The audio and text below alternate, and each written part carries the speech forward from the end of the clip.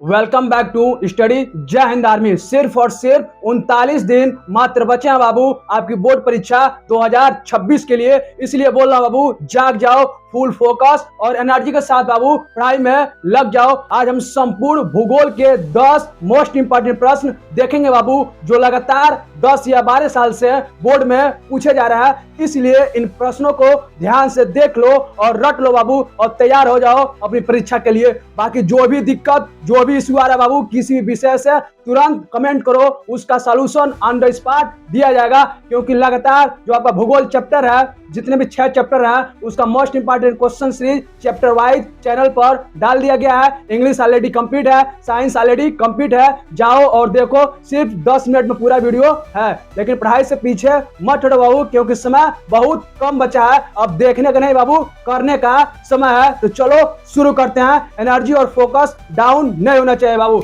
जितने भी प्रश्न है बाबू 1 नंबर, 2 नंबर और 3 नंबर में आएंगे, इसलिए ध्यान से देख लो। चलो शुरू करते हैं।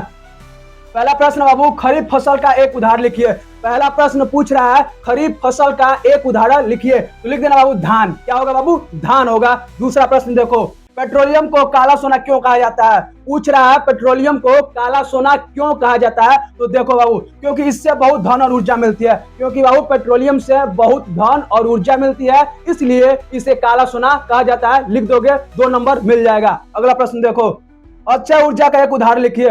पूछ रहा है अक्षय ऊर्जा का एक उदाहरण लिखो। लिख दो बाबू सौर ऊर्जा। क्या होगा? सौर ऊर्जा हो जाएगा अक्षय ऊर्जा का उदाहरण। अगला प्रश्न देखो, विनिर्माण उद्योग क्या है? पूछ रहा बाबू विनिर्माण उद्योग क्या है? तो देख लो, कच्चे माल को पक्के माल में बदलने वाला उद्योग विनिर्माण उद्योग है। कच्चे माल को पक्के माल में बदलने वाला उद्योग बाबू विनिर्माण उद्योग कहलाता है। अगला प्रश्न देखो, जल संरक्षण के 2 उपाय लिखिए। क्या पूछ रहा है? जल संरक्षण यानी जल को बचाने के लिए 2 उपाय लिखिए। तो लिख दो बाबू क्या? वर्षा जल संचयन। पहला लिख देना, पहला पॉइंट वर्षा जल संचयन। दूसरा बाबू नदियों में प्रदूषण रोकना। और क्या कर सकते हैं? नदियों में प्रदूषण रोक सकते हैं, जिससे क्या होगा? जल संरक्षण होगा, यानी जल बचेगा, सुरक्षित रहेगा, सेफ रहेगा। अगला प्रश्न देखो बाबू, रबी फसल क्या होती है? पूछ रहा है रबी फसल क्या होती है। ये 3 नंबर में बाबू मोस्ट इंपोर्टेंट है। देख लो, सर्दी में बोई जाती है।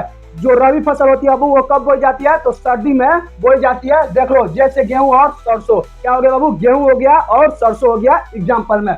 अगला प्रश्न देखो, खनिज संसाधन क्या है? पूछ रहा है खनिज संसाधन क्या होते हैं? तो देख लो, पृथ्वी से मिलने वाले उपयोगी पदार्थ। पृथ्वी से मिलने वाले बाबू जो भी उपयोगी पदार्थ होते हैं उसी को बोलते हैं खनिज संसाधन। दूसरा, जैसे कोयला और सोना। एग्जाम्पल क्या हो गया बाबू? कोयला हो गया और सोना हो गया। अगला प्रश्न देखो, परिवहन के 2 लाभ लिखिए। पूछ रहा है परिवहन के 2 लाभ लिखिए। तो पहला, व्यापार आसान होता है। परिवहन से बाबू व्यापार आसान होता है। दूसरा लिख दीजिए, दूरी कम लगती है। और क्या होता है बाबू? परिवहन से दूरी कम लगती है। नेक्स्ट प्रश्न देखो, वन संरक्षण क्यों आवश्यक है? पूछ रहा है वन संरक्षण यानी जंगलों को बचाना क्यों आवश्यक है? तो देखो, पहला वर्षा के लिए। पहला बाबू जंगल रहेंगे तभी वर्षा होगी, और जंगल की अधिक मात्रा में कटाई होगी तो वर्षा नहीं होगा। तो लिख दोगे वर्षा के लिए। दूसरा पॉइंट, पर्यावरण संतुलन के लिए। दूसरा पॉइंट बाबू, पर्यावरण की संतुलन रखने के लिए जंगलों को बचाना जरूरी है। नेक्स्ट प्रश्न देखो, जल संसाधन के 3 उपयोग लिखिए।